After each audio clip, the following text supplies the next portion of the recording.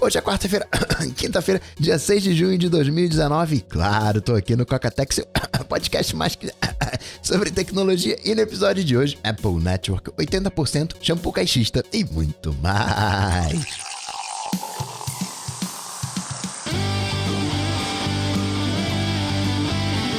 Dicas, produtividade, tecnologia, opinião, comportamento, tendência, notícias. Cocatec. Cocatec, a sua dose diária de tecnologia. Apresentação: Gustavo Faria. Coca, diz aí, o que você faz quando descansa? Eu, quando tô descansando, vou gravar podcast. Tô fazendo agora. Lendo todas as coisas, gravando as novidades. Inclusive, abri uma thread lá no Dojo pra você colocar sua dúvida de iOS 13, de Sidecar, de iPadOS, de WatchOS 6, de tvOS 13, Catalina. Eu já incluo no vídeo, faço um vídeo bacana. Eu vou abrir também, coloca lá nos perguntas e respostas que eu abri no Instagram, no @mestre do iOS, no @mestre do Mac, fazer um compiladão pra publicar. Qual curiosidade que você tem, qual aplicativo que você gostaria de saber se tá funcionando ou não, se vale a pena testar ou não. O beta público mês que vem. E pela proximidade, o beta público ele já tem uma responsabilidade maior. E aí você já saca como que a Apple preparou esse beta. Tá bem azeitado. Tem uma coisinha ou outra que falha, normal. No Mac mudou a Shell, agora é o Z Shell. Não afetou, tem mais recursos. Não afetou diretamente os meus scripts, porque eles são bem... Eu jogo pelo básico, mas ainda assim a localização dos arquivos do iCloud mudou, então eu tava pegando arquivos em determinados locais, eles não estão mais lá, estão em outros. Tem os monitoramentos, fica um pouquinho mais lento, mas no geral tá bem redondinho. Provável que eu não tenha o aplicativo que você quer saber, mas vai que eu tenho, então coloca lá. Não vou ter todos os bancos, obviamente, mas os meus bancos, todos eles funcionando. As mudanças não são mudanças muito estruturais, né? O Pocket não tá funcionando, mas tá funcionando o compartilhamento. Alguma coisinha de tela que tá fazendo estourar. Não tá funcionando o pushover, mas quando você desliga o aviso através da central de notificação, desarma. Então tá funcionando, mas tá estourando. São coisas que você que tendo aquele olhar de automação, você consegue resolver. Eu falei da questão do Pocket. Isso é um pouquinho mais grave no Mac, porque a extensão para Safari ainda é um modelo antigo, ainda não vem de dentro da loja. Mesma coisa acontece com a Evernote. Então você perde aquela facilidade de estar no Safari e mandar via caminhos normais a informação. Mas pelo Instapaper tá funcionando. E como eu já tinha ligado uma automação por causa do Reader, lembra do Reader, leitor de RSS no iOS, que eu falei, não tem aqui o Pocket, mas tem Instapaper. Se você quiser usar o Instapaper, é um toquinho a mais, porque você pode no swipe puxar o compartilhamento, aí você compartilha com o Pocket. Mas eu acabei jogando pro Instapaper e uma automação no Ift que pega tudo aquilo que tá no Instapaper e joga para dentro do Pocket, e aí todo o meu circuito já joga para Evernote, baixa a versão em texto completa daquele item, salva dentro do Evernote, continua funcionando. Você vai fazendo aqueles ajustes. Claro que para não ficar, digamos, lixo no Instapaper, você tem que deletar, então também tem uma automaçãozinha para deletar. São aquelas pequenas coisinhas que você vai fazendo, mas no geral mantém a ideia de uma das melhores WWDCs dos últimos tempos, questão do suporte do mouse no iPad, né, como item de acessibilidade. A única coisa que eu não gostei, aliás, eu fui no Cardiogram dar uma olhada onde que o coração dos desenvolvedores palpitaram mais, e começa alto, vai alto até a parte do tvOS, depois entra num marasmo e só vai, não dá pra saber ali o minuto exato, né? Você vai por aproximação, mas o ponto alto foi o projeto Catalyst, ou você levar os aplicativos de iPad pelo coração dos desenvolvedores. Marzipan/Catalyst/aplicativos universais, levando os aplicativos do iPad pro macOS foi onde bateu mais alto a média. Agora, realmente não entendi por que no tvOS foi tão alto assim os batimentos cardíacos. Talvez pelo início, né? Vou ir ali aquietando, mas o ponto alto foi o Catalyst. Agora, pra mim, a maior decepção dessa WWDC foi o Mac Pro. Não que ele não seja bom, que ele não seja funcional. A Apple fez um jogo clássico, pegou o que tava dando certo, que era o Mac Pro modelo antigo, não a lixeirinha, e deu um novo look, deu um novo tapa, aumentou os furos, aumentou o fluxo de ar, coolers gigantes para não fazer barulho, para que eles possam rodar numa velocidade mais baixa e gerando um grande fluxo de ar. Mas o Mac Pro que a gente tem hoje, o lixeirinha, ele é um Pro, mas é um Pro Fashion. Não é Pro Fashion professional, hipster. Por quê? Porque ele não tem aquela expansibilidade, ou talvez até tenha, a Apple postou numa expansibilidade Thunderbolt, mas que não colou. Então o que você tem nesse Mac Pro atual é um design repaginado, é extensibilidade sim com o padrão de mercado, ainda também permitindo o Thunderbolt, mas não traz nada de novo. Eu queria uma coisinha, a Apple falando, olha, eu fiz aqui a lixeirinha, não deu certo, então vou fazer assim agora. Sei lá, empilhável, stack, empilhando Mac Mini, sei lá, mas fez uma solução clássica e ainda trazendo acessórios. Eu entendo, não, você quer o pezinho? Pezinho, então tô falando do Mac Pro. Então, ó, vai ter gente fazendo pezinho, carrinho, você já viu os carrinhos pra mexer gabinete? Então, a Apple fez a sua própria versão. Agora, vamos combinar aqui, no monitor é demais, né? O pezinho tinha que estar incluído, ou pelo menos colocar um pezinho de plástico. Também não sei se tem um pezinho de plástico, um pezinho mais borocochô. É uma maneira de ganhar mais em cima do valor. Se, ok, você vai particionar, você pode comprar agora iPhone, mas se você quiser sem o cabo Lightning, eu te dou aqui um desconto. Se você quiser sem o fone de ouvido, eu te dou um desconto. Mas hoje ficou aquela vibe de case de iPhone que você precisa, que né, você não tem como viver sem. O que eu mais queria, aquela repaginada dos atalhos da Siri no Mac não chegou. Tá ali, né? Já andaram futucando e a arquitetura tá ali, tá debaixo do capô, mas não tá externalizado. Na saúde da bateria do iOS, outra coisa que eu gostei, tem como você ligar um gerenciamento inteligente, que é aquele esquema do 80%. Se o aparelho identificar que você não tem necessidade de mais de 80%, ele aprende a sua rotina. Não, você não precisa mais de 80%, trava ali. Agora não, hoje eu sei, você fica mais tempo na rua aqui, eu tô vendo aqui que você tem um compromisso, você vai ficar mais tempo na rua, então deixa eu chegar a 100%, preservando mais a bateria. O modo escuro no dia a dia tem toda uma adaptação. De dia ele é uma tonalidade de preto, de noite é outra tonalidade, mas tinha uma coisa que não tava casando, o azul tava azul demais. Aí eu lembrei do meu filtro de cor que eu tenho habilitado, aí eu desabilitei, passei a gostar do modo escuro. Na verdade até voltei e liguei de novo para não acender mais o azul, só que eu coloquei bem baixinho a intensidade do filtro. Gostei dessa configuração, tô brincando também com a questão de contraste, aumentar o contraste, o limite para fazer download de aplicativos. Agora você tem uma configuração, se tiver mais de 200 MB, pergunto, ou permito sempre, ou não permito sempre, ou seria nunca, né? Um é sempre, outro é nunca, e o outro pergunta quando o limite tá acima de 200 MB. Tem que ver se isso vai ser válido também, né? Como comentei no início da semana, na questão das atualizações. Tá bem bacana. Teve um momento de pânico na terça-feira, que eu tentei instalar um aplicativo, não consegui, e aí caramba, não tá funcionando a loja. Mas era um problema na loja, a loja tava instável, voltou a funcionar, consegui instalar o aplicativo. O novo iTunes, que não é iTunes. No Músicas você consegue fazer o gerenciamento das músicas, colocar as tags, as etiquetas, colocar capinha, tá com a mesma funcionalidade. Eu que tenho uma automação que uso o iTunes pra colocar capinha, deu ruim lá porque não tem mais iTunes. Por hora eu tô colocando na mão, vou ver como é que eu vou resolver isso. O Finder, transferência de arquivo entre o Mac e o iOS não tá rolando, mas via Amazing tá rodando. Só aviso, não suporta ainda o iOS 13, o Amazing avisa, mas ele faz a transferência do arquivo, seja com ou sem cabo. O iTunes ele só deixa de existir no Mac. No Windows ele vai continuar existindo do mesmo jeitão, pelo menos por hora, né? Acabar com o iTunes foi bem corajoso por parte da Apple. Chamar de iPad OS, né? Separar, não. O WatchOS já é separado. tvOS já é separado. Vamos chamar de... Inclusive tem loja no WatchOS. E vamos chamar de iPadOS para separar. Não é um iPhoneão grandão, não. É outro sistema operacional que tem lápis, tem coisas que lhe são próprias. Vamos decolar. O sign-in com a Apple também achei sensacional. A Apple falou, se tiver login com Facebook, se tiver login com Google, tem que colocar o login com Apple e tem que estar em destaque, tem que estar acima. Via de regra, a Apple pode... Tem problema de segurança? Sim, tem. Claro, óbvio, ninguém é infalível. Mas pelo modelo de negócio, a Apple consegue levantar essa bandeira. Tinha um tal de, se eu não me engano, OpenID, que era baseado em blockchain, uma central pública e única de identidades, um Facebook login público. Só que as coisas que não tem um selinho, né? Apple, Spotify, Google, Facebook, né? Não tem pessoas por detrás, acabam não decolando. Você vai ver como que o podcast vai decolar daqui pra frente, principalmente pelo selo Spotify, porque agora tem um responsável, entre aspas. Tem resistência ainda das agências de propaganda, de publicidade. Ok, eu converso com o Spotify, não, vamos fazer aqui um protocolo, vou abrir pra você uma maneira de você visualizar os downloads, até onde escutou, o que não escutou. Podcast sim, ele tá crescendo, mas ainda é...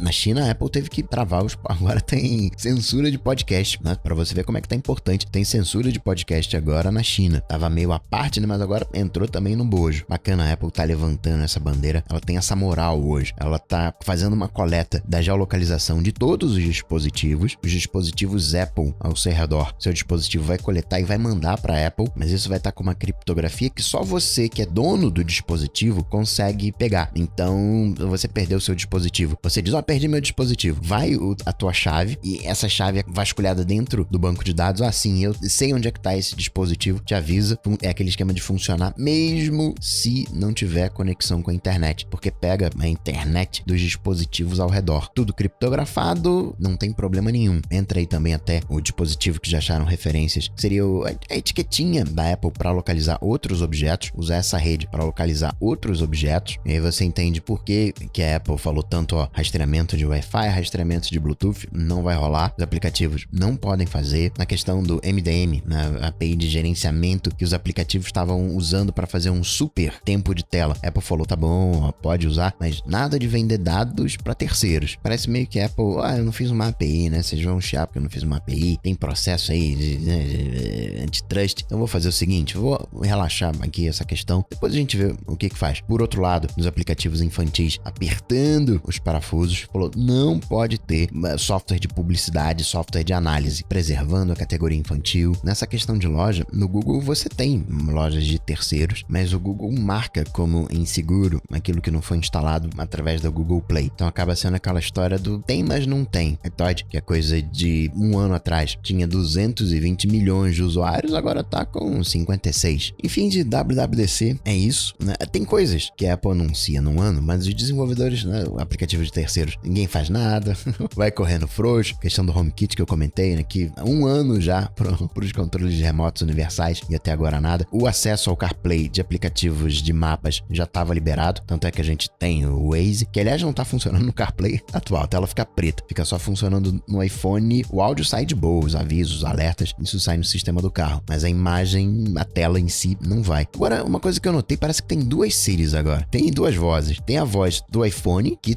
tá nova, mega suave, e tem a antiga, né, que tá saindo no CarPlay, isso, né, também dá uma bugada. Questão do 3D Touch, parece que vai rodar de vez, 3D Touch acaba sendo grandão, precisa otimizar, Apple talvez ele viu que a galera não tava usando muito, encarecia o produto, vamos trocar por um toque longo e pronto, perderia esse sensor de pressão, mas não acredito que isso vá afetar o bug no cérebro, não vai atrapalhar a experiência. Tem também uma nova fonte, a New York, tem novos símbolos dentro da São Francisco, são 1000 símbolos ao todo, uma das melhores da WWDC. Bom, já que saí emendando aqui no WWDC, vamos juntar o cast de hoje, quarta com o de quinta eu publico antes, faz um castzão, mas a parte de Apple já tá aqui paga. E não se esquece de ir lá no Dojo, colocar sua dúvida, sua pergunta na questão de WWDC, iOS 13, iPadOS, Catalina, tvOS, WatchOS, também lá no Perguntas e Respostas do Instagram, no @mestre do Mac, mestre do iOS, pra gente fazer aquele compiladão bacana.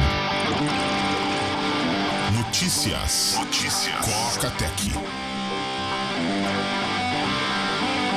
Coisa para destacar é que hackearam o celular do Moro. E aí, muitas pausas para entender o que é esse celular hackeado. Se fala que se acessou os aplicativos de mensagens, em tese, eu consigo pegar os aplicativos de mensagem sem passar pelo smartphone, preciso só da verificação daquele segundo passo, que é o SMS. Então, sim, foi confirmado, o Ministério da Justiça confirmou, mas olhando assim, a gente pensa que foi invadido o aparelho. Talvez sim tenha sido invadido o aparelho. Não sei se o Moro usa iOS ou Android. Ele tem uma carinha de Android, não tem assim, uma carinha de que usa Android, mas talvez não tenha sido o aparelho em si, ainda que tanto no Android quanto no iOS pode acontecer invasão de aparelho. A gente teve o caso do WhatsApp, que permitia de fato a invasão do aparelho. O Moro chegou a receber uma ligação com o próprio número dele, ele atendeu e ninguém falou nada do outro lado. Usaram o nome dele, a conta dele, mandaram mensagens em nome dele através da conta dele no Telegram. Mas se eu tivesse que palpitar, eu diria que o que foi invadido, independente de Android ou iOS, teria sido os aplicativos de mensagem através daquele esquema de invadir a operadora, de pegar o SMS, pegar o segundo passo e fazer o login. Ainda assim, levanta uma baita questão do ponto de vista de segurança. Cadê a criptografia? O Bolsonaro tá no mesmo esquema. Aconteceu com o Moro, poderia ter acontecido com o Bolsonaro, nosso presidente, é a questão da segurança das comunicações. A Polícia Federal está investigando, o setor de tecnologia do Ministério da Justiça e Segurança Pública também está investigando, também palpitaria que é uma questão de tempo para acharem um responsável. Falando de Telegram, isso é uma coisa que eu achei sensacional, a unificação dos canais com os grupos. Agora um canal pode ter um grupo de conversa, acabavam que eram coisas afins, né, do ponto de vista de comunicação. Eu tenho aqui um veículo de comunicação oficial, um canal. Eu tenho aqui um grupo de conversa. Agora você pode unir os dois. Ficam em separado, mas aquilo que você publica no canal pinga dentro do grupo. E quando você tá no canal, aparece uma opção de conversar que te redireciona pro grupo. Melhorou também a parte de bots, um login automático. Outra coisa também, final de semana, a abertura da loja da Xiaomi aqui no Brasil foi a terceira maior inauguração em número de vendas no mundo. Mas isso dentro do cenário Xiaomi, comparado com China e Índia. E cá entre nós, a Xiaomi não tá lá assim em muitos outros países no mundo. Então China não conta, Índia também não conta. Então não sei se é ok, legal, vendeu, foram 7 mil pessoas, mas o receio que eu tenho da Xiaomi aqui no Brasil é a questão de preço. Por isso que eu até orientei para outros produtos. Legal, a gente tem aqui os outros produtos, a gente tem um suporte, a gente tem para onde gritar, mas aquele grande diferencial de preço, você tem alternativas nacionais equivalentes à Xiaomi por um preço melhor. Dito o celular do Moro e as vendas da Xiaomi, voltar para a questão de segurança, porque o Instituto Brasileiro de Defesa do Consumidor, o IDEC, foi bater na porta do Itaú, na porta da 99, por causa do reconhecimento facial. Se você olha do ponto de vista plano, você vai dizer que esses aplicativos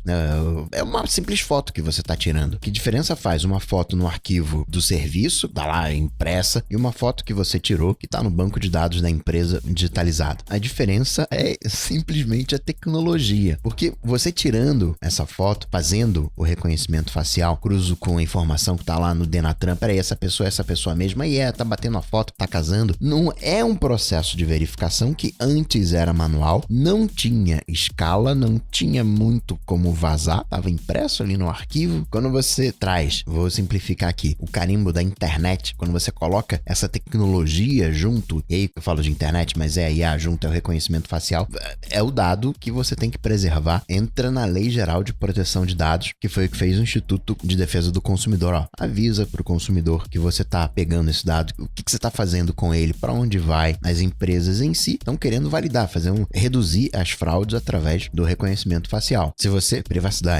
usa o Firefox por questão de privacidade, tá já disponível a opção lá em preferências, privacidade e segurança, aí marca ali personalizado e nos cookies rastreadores de terceiros. Isso para bloquear os cookies de terceiros que fazem tracking. E você pode também os rastreadores, não só os cookies. Microsoft oficializou, mudou a política de segurança, acabou com aquele papo de trocar a senha a cada 60 dias. Eu ainda recomendo que você troque a senha de tempos em tempos. O argumento da Microsoft faz sentido. Ela diz o seguinte: quando eu pego, vou chamar aqui de leigo, quando eu pego um leigo e obrigo ele a trocar senha a cada 60 dias, ele acaba gerando uma senha fraca. Ele não consegue decorar a senha, porque muda com frequência, e aí ele vai alterar por uma coisinha no final, uma senha fraca, então acaba perdendo o sentido. Então, fazendo as contas, vale a pena eu acabar com essa política de segurança. Entretanto, para você, usuário educado, ainda faz sentido trocar a senha, pelo menos os principais serviços, de tempos em tempos, porque se vazou a tua senha e você ainda não notou, você só vai perceber, só vão te avisar daqui a,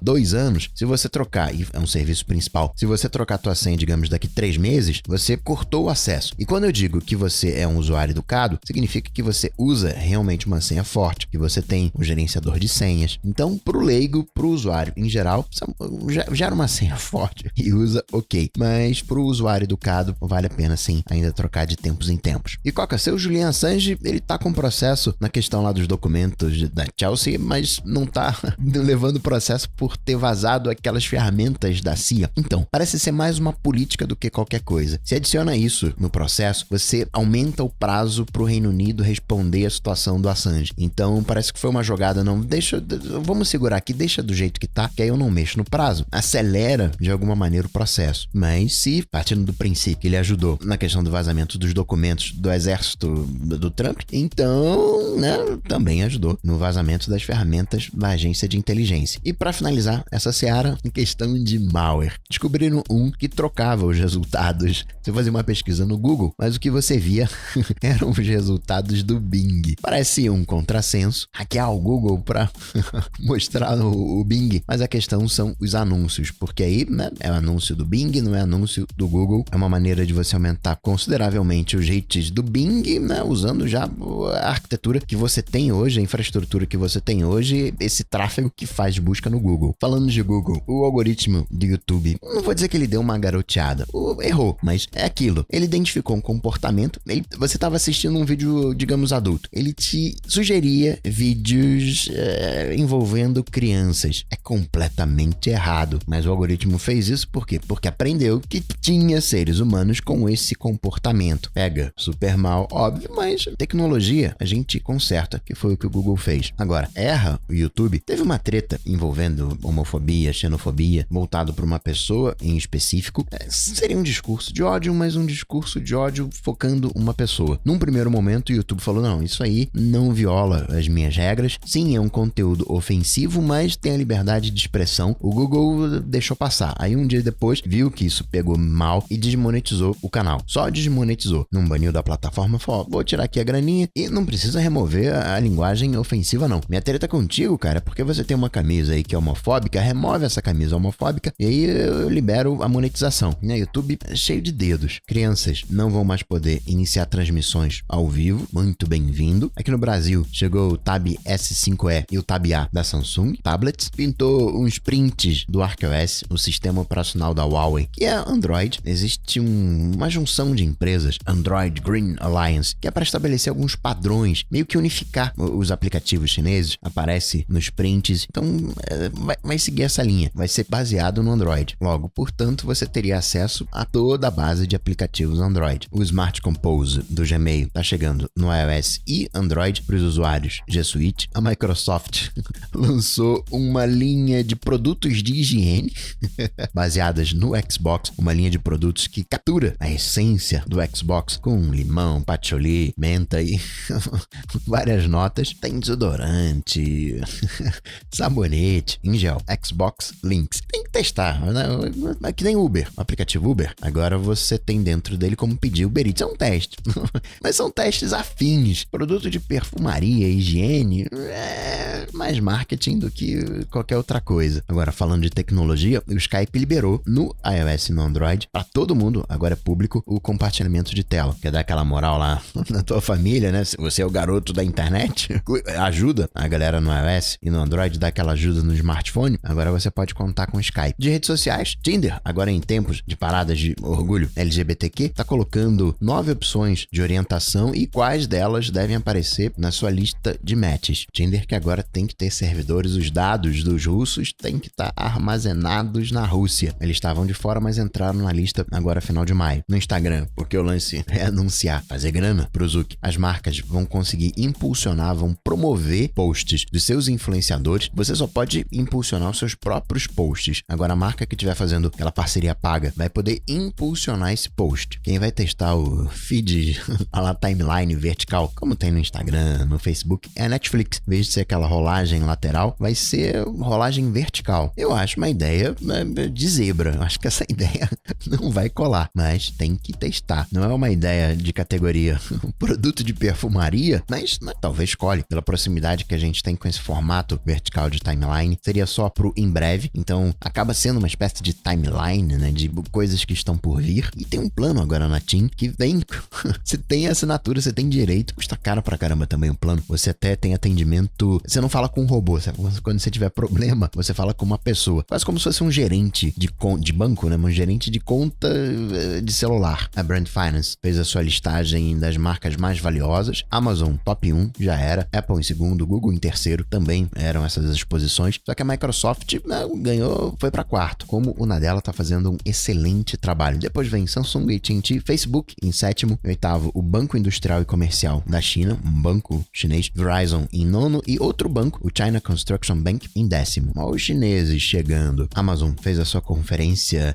Tem iniciativa Elon Musk de Marte, mas também tem iniciativa da Amazon. Seu Homem de Ferro, versão original, Robert Downey Jr., falou que tem uma proposta de usar robótica, de usar nanotecnologia para limpar o planeta Terra. Pô, Coca, mas é Marte e é planeta Terra? Então, pegadinha de propósito, porque o Mars da Amazon é uma abreviação para Machine Learning, Automation, Robotics and Space. Mars. Foi nessa conferência que ela mostrou um drone que é um misto de helicóptero com um avião. É um avião que consegue fazer decolagem vertical, como se o helicóptero que tem a hélice em cima, você consegue rotacionar essa hélice virando uma turbina, não é turbina, né? Seria a hélice de avião, enfim. Você consegue horizontalizar essa hélice vertical do helicóptero. Percorre 24 km, carregando até 2 kg e já vai rodar nos próximos meses. De mobilidade, comentei do teste Uber Eats dentro do Uber. Uber conseguiu virar acima do preço do IPO, começando a aquecer. Agora, Coca, quem tá quente é a Tesla. Mais um carro pegando fogo. Então, sim, mais um carro pegando fogo. Vários, uma sequência péssima. É aquilo da tecnologia nova. A gente vai ver muito carro ainda pegando fogo. Os carros que a gente tem hoje estão muito mais seguros, porque já passaram por diversos testes, inclusive o teste do tempo. Tanto é que hoje você já não tem mais a obrigatoriedade de extintor nesses carros. É um problema, assim, claro, tem que ser resolvido, porque na nossa cabeça, né, o combustível, gasolina, pega fogo. Mas bateria não deveria pegar fogo, só que na prática a gente sabe que não é exatamente assim. Tesla tem um update de software programado. É o típico exemplo de não deveria, mas acontece. Que nem o Whindersson Nunes tá passando por uma questão de depressão, e o Whindersson, ele tem um trabalho social bem interessante. Ele não fala muito disso, mas ele vai fazer um aplicativo envolvendo depressão. Vai ter um aplicativo e a ideia é que profissionais disponibilizem 1 hora do seu dia para fazer um atendimento gratuito. Ninguém deveria passar por depressão, mas aconteceu com o Whindersson. Bacana que ele tenha vindo de alguma maneira com uma proposta para ajudar mais pessoas nessa mesma condição. Em Santa Catarina, aquela lei que proibia de juntar na mensalidade os serviços de valor agregado caiu. E para finalizar, falar da Nubank, que tinha uma forma de investimento para tua grana render. A grana que tá lá na conta rende 100% do CDI através de títulos públicos, só que título público não tem o fundo garantidor de crédito. Então agora vai ter um RDB, rende a mesma coisa, 100% do CDI, mas tem a garantia do fundo garantidor de crédito. Se der algum ruim com a Nubank, até 250 mil tá garantido. E a transferência, o Nubank só aceitava TED, agora aceita DOC. Então a partir de agora você pode mandar um DOC para sua conta de pagamento no Nubank. Isso não afeta muito quem tem uma conta no Nubank propriamente tal, afeta quem deposita. Na verdade, quem paga TED, aí vai poder optar por DOC. E assim com um vampiro de verdade, como o novo Batman, vou ficando por aqui, mas eu volto, claro, você sabe, amanhã, sexta-feira. Abraço pra vocês, até amanhã. Tchau, tchau. Esse programa só chega até você graças aos patrões do Coca-Tech. Se você curtiu o projeto, considere se tornar um patrão, apoiando em coca.tech/patrão. Coca-Tech.